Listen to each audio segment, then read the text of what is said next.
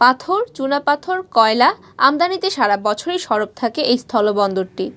বছরে প্রায় ১০০ কোটি টাকা রাজস্ব আদায় হয় পণ্য আমদানি থেকে। গেল ৪ দিন ধরে এই স্থলবন্দর দিয়ে বন্ধ হয়ে গেছে আমদানি। তামাবিল স্থলবন্দরে পণ্য পরিমাপে অটোমেশন পদ্ধতি চালুর পর ব্যবসায়ীরা বন্ধ করে দিয়েছেন আমদানি। তাদের দাবি, দুদেশের স্থলবন্দরে অটোমেশন পদ্ধতি চালু না হলে ব্যবসায়ীরা ক্ষতিগ্রস্ত হবেন।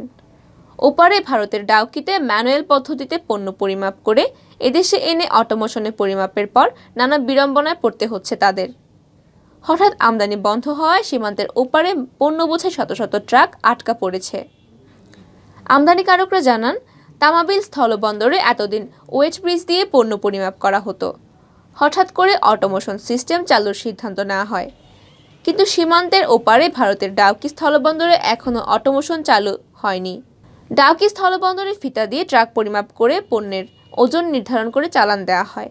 কিন্তু এপারে অটোমেশন সিস্টেমে পরিমাপের পর পণ্যের ওজন বেশি দেখায়। এতে ব্যবসায়ীদের একদিকে বাড়তি রাজস্ব দিতে হচ্ছে, অন্যদিকে ব্যাংকিং জটিলতায় পড়তে হচ্ছে। কিন্তু উভয় দেশের স্থলবন্দরে অটোমেশন চালু থাকলে তাদের এই সমস্যায় পড়তে হতো না। আমদানিকারকদের অভিযোগ, সিলেটের শুল্ক স্টেশনগুলো দিয়ে পাথর, চুনাপাথর বা কয়লা আমদানি করতে হলে এই সমস্যায় পড়তে হয় না। শুল্ক স্টেশনগুলোতে ওজনের এত কড়াকড়ি নেই।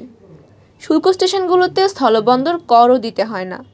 ফলে ভারতের একই জায়গা থেকে পণ্য কিনে যারা তামাবিল দিয়ে আমদানি করছেন তাদের খরচ শুল্ক স্টেশন দিয়ে আমদানিকৃত পণ্যের চেয়ে বেশি পড়ছে। ফলে আমদানিকৃত পণ্য বিক্রিতেও মার খাচ্ছেন তামাবিলের আমদানিকারকেরা।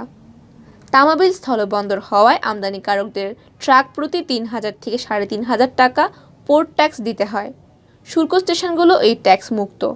আমদানিকারকরা জানান, তারা ডিজিটালাইজেশনের পক্ষে, তবে সীমান্তের এক পারে ম্যানুয়াল ও অন্য পারে অটোমেশন হলে নানা জটিলতার সৃষ্টি হয়। উদাহরণ টানতে গিয়ে তামাবিল চুনাপাথর, পাথর ও কয়লা আমদানিকারক গ্রুপের সভাপতি লিয়াকত আলী বলেন, ধরেন কোনো আমদানিকারক ১,০০০ টন পাথর আমদানির জন্য এলসি করলেন। ডাউকি স্থলবন্দরে ম্যানুয়াল পদ্ধতিতে পরিমাপ করে ১,০০০ টন পাথর ছাড় দেওয়া হলো, কিন্তু তামাবিলে অটোমেশন সেখানে ১১০০ টন দেখালো। তখন বাংলাদেশ ব্যাংক আপত্তি জানিয়ে বসে। বাড়তি ১০০ টনের টাকা ভারতীয় রফতানিকারকদের কিভাবে পরিশোধ করা হয়েছে তা জানতে চায়। তখন মানি লন্ডারিংয়ের অভিযোগের আঙুল তোলা হয় আমদানিকারকদের দিকে। লিয়াকত আলী জানান, ভারত ডাউকি স্থলবন্দরে অটোমেশনের কাজ প্রায় শেষ করে ফেলেছে।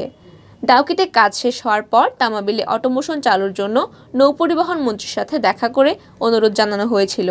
এই সংক্রান্ত একটি আধা সরকারি পত্রও দিয়েছিলেন প্রবাসী কল্যাণ মন্ত্রী। কিন্তু কারো কোনো কথা না শুনে স্থলবন্দর কর্তৃপক্ষ ৭ জানুয়ারি থেকে তামাবিলে অটোমেশন চালু করেছে। ফলে ব্যবসায়িক ক্ষতির চিন্তা করে ব্যবসায়ীরা আমদানি বন্ধ রেখেছেন। সিলেট কয়লা আমদানিকারক গ্রুপের সাবেক সভাপতি মোহাম্মদ এমদাদ হোসেন জানান, এক প্রান্তে অটোমেশন পদ্ধতি চালু হওয়ায় আমদানিকারকরা নানাভাবে হয়রানির শিকার হচ্ছেন। অটোমেশন পদ্ধতির কারণে স্থলবন্দর দিয়ে আসা ট্রাক পরিমাপ ও এন্ট্রি করতে সময় বেশি লাগবে। ফলে আমদানিও অর্ধেকে নেমে আসবে।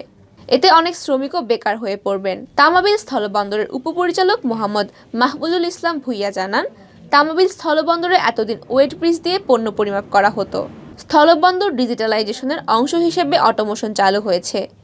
এতে সেবার মান আরও বেড়েছে।